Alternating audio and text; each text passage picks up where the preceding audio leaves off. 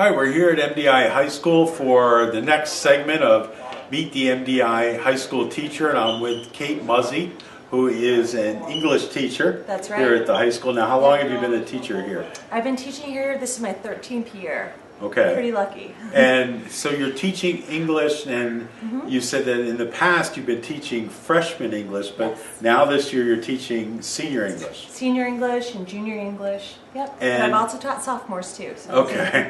All of it. And you were telling me about speeches that they're giving. Tell us a little bit about that. Oh my gosh, it's so sweet. These students are giving speeches about where they've been, where they want to go, and how they're going to get there. And so it's just so wonderful. They research schools they want to go to or jobs they want to engage in, and then they get up and are passionate and enthusiastic and practicing these incredibly important skills like formal speaking skills. And I think it's just an awesome project. So we started the speeches today, and so they were just really wonderful. And these are transformation speeches. Well, or transition speeches. Transition how they're speeches. going to transition beyond the high school. It's such an incredible skill to have, to be able to get up in front of peers or strangers, I mean, when you get out into the real world, and to be able to talk and to be able to explain things passionately.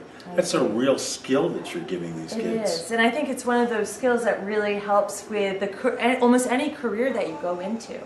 Absolutely. It's funny because we were talking, I mean, when I was 17 in high school in Bermuda, I mean, we had an art teacher that made us go from one end of the gym to the other and project without screaming, and I thought, this is the most insane, stupid thing. But I connected with him on Facebook about 4 years ago, and I said to him, that is a skill that I have used constantly, especially in the radio business now, be able to project and speaking in front of people. I mean, that's just an incredible talent to be able to have. And even when you're really nervous on the inside, if you can exude confidence, that is such an important skill. Do you give them any tips to how to? I mean, I know that people say, "Oh my gosh, think about everyone being in their underwear" or something like that. Well, we don't do anything quite so risque. But yesterday we had, about like speed dating, where people go around, and so they had a couple of rounds of that with buzzers and everything. And so they had to practice saying their speech a number of times just to get warmed up for it. It's that little elevator speech type thing. Yes, absolutely. All right. Yep. And behind me now are the American authors, and you were saying that you're introducing everybody to the American authors now. Yeah, we're right at the end of the semester, and so I'm just trying to pack as much in as possible. And so we introduced Edgar Allan Poe yesterday, and Herman Melville the day before that, and we read the chapter that introduces Captain Ahab, and all the Transcendentalists last week, and even Ben Franklin was on Monday, and so it's just so fun just to do a new author every day, because each one represents such a body of knowledge and work, and I just want them to know all of the guys. So who's your favorite author? Oh, that's a hard one to say. I know. Well, I'm so privileged.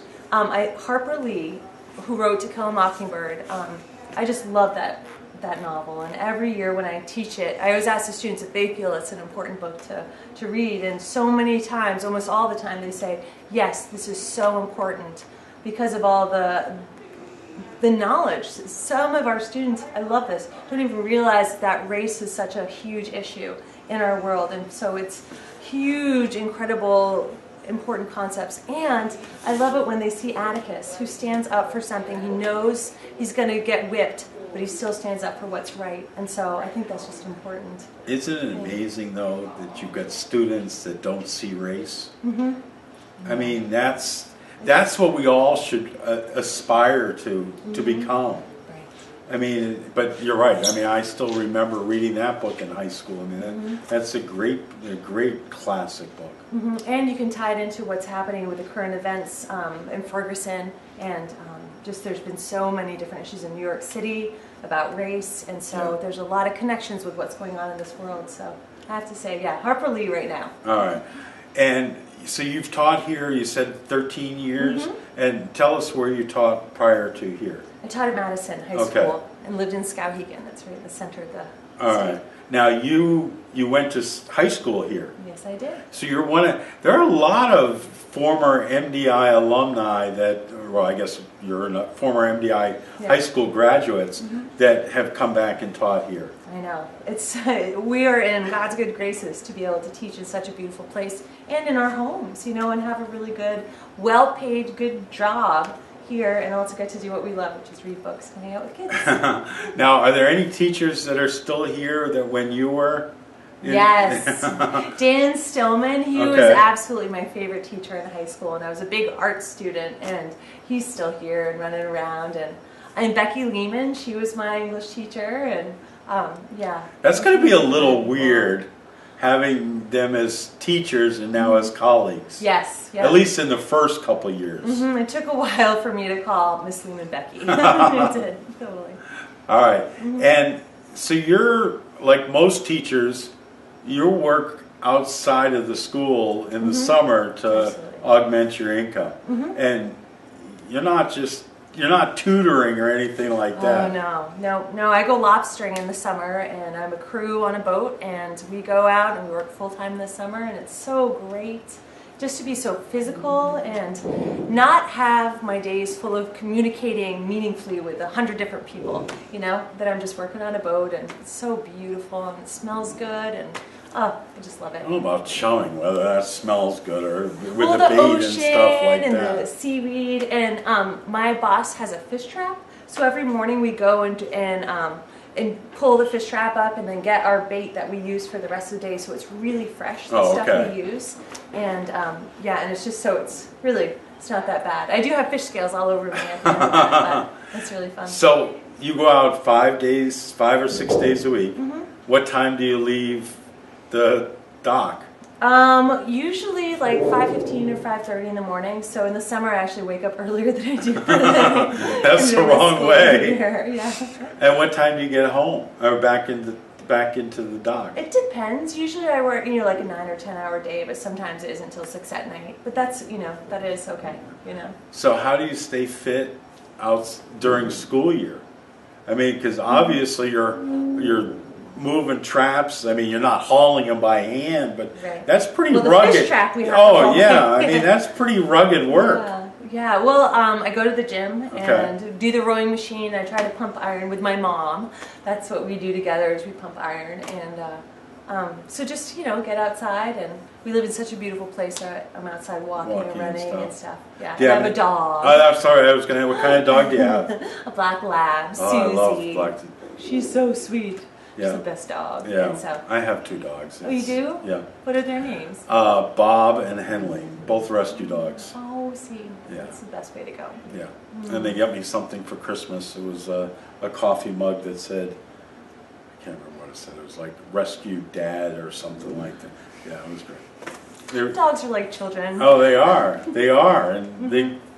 Yeah, I mean, my son came back from college, from law school, and one of the dogs had been sleeping on his bed and was not happy that Craig came home, but had to give up his bed. Well, and then the day that Craig went back to South Dakota, I mean, he hadn't even cleared Bangor National Airport, and the dog was back on the bed. Oh, exactly. So sweet. So, what do you like to eat? What do you like to watch TV? What do you do? All that fun stuff. Oh, well, I had some great potato leek soup that my mom made today. Okay. But lots of different things. Let's see. Oh, I just started watching The Mentalist. Okay. Have you seen that? I have. It's very interesting and smart and a little bit freaky, and so that's That kind of goes along with some of the authors. Absolutely. And what's the best thing about teaching here at MDI High School? Oh, there's lots of great things about this job. It's a hard job, I have to say, but I think the best thing, is to see someone connect with an author. Or connect with something and learn something about their own life because of an experience they've read about. And so that's just really wonderful. Or they do a project and they're like, exude more confidence after they've done a project. So that's what I think is just so wonderful. Because, every single one of these kids are going to grow up and hopefully be a part of our community. And so it's just really wonderful to see them growing and taking different steps. The neat thing about books is that I love to read. And that a book can take you anywhere. It can take you around the world. It can take you to another time zone. It can take you back in history. Absolutely. I mean, if it's fiction, it can transport you. Yeah. I mean, reading is such a skill, and unfortunately, there's so many kids that don't like to read. Well, that's why it's so wonderful that the authors are coming out with more and more books. My seniors just finished reading Unbroken, and they loved it. They loved it. That book is so wonderful. They also have a new version that's adapted for young adults. But my students said that even today they mentioned this is such an important book to read. The way that he overcomes hardships and realizes that forgiveness is so much lighter than anger. And carrying that burden with you. Carrying it. Oh my gosh. And so, luckily we still have authors that are putting out really great books that engage kids. So the semester's coming to an end. What do you teach now next semester? Well, I'm going to teach an independent English course, and then my senior class again, and also an American Experience course, which is American literature with just not quite so much homework. Yeah. Oh, sign me up for that. I know. Right. Well, it's going to be really fun, I think. Yeah. All right. And how many kids do you have roughly per class? I mean, I know it varies. Yeah, it really does vary. Usually for like a college prep course, I'll have about 20 or 22, and then any course that's different than that, probably between 10 and 15 students. Okay. And there's a lot of work. I mean, you said yesterday, you do a homework lab. Club. A homework club. Yeah. How many days a week is that? Just 1 day a week, and when you really welcome students to come in and work and get caught up on different things or get extra support and help. Yeah. People don't realize that, a teacher's job is not 8 to 2:30 or, whenever that first bell to the last bell. There's a lot of work, what with the correcting and the homework club and things like that. And now with this proficiency standard, it's not so much of correcting, it's, okay, let's get you to understand it and going over things a couple times if necessary. It's a lot of work. It is. It's changed a lot. It's challenging and it's very rewarding. All right, so. The camera's yours. What do you want to tell everybody about English at MDI High School and about Kate Muzzy? Oh, I forgot to ask you. Hold on, I forgot to ask you. Keep reading books. I forgot to ask you. You thought you were going to get away with it. What's the one thing that nobody knows about you that you're going to confess to right now? Oh, let's see. Oh, I kind of jogged around Eagle Lake this past weekend, and I was really sore. But it was worth it. It was very much worth it. So. All right, now the microphone's yours. All right. There are so many good books in the world. I hope you just keep on reading. And if you don't like a book, just think books are like vegetables.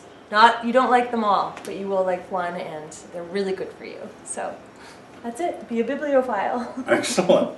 All right, that's this week at Meeting an MDI High School Teacher. We hope you'll have enjoyed watching this video, and check out all the videos we have at the WDEA YouTube channel, and also subscribe to it so that way you'll be notified every time we upload a video. Great. Thanks. Thank you very much.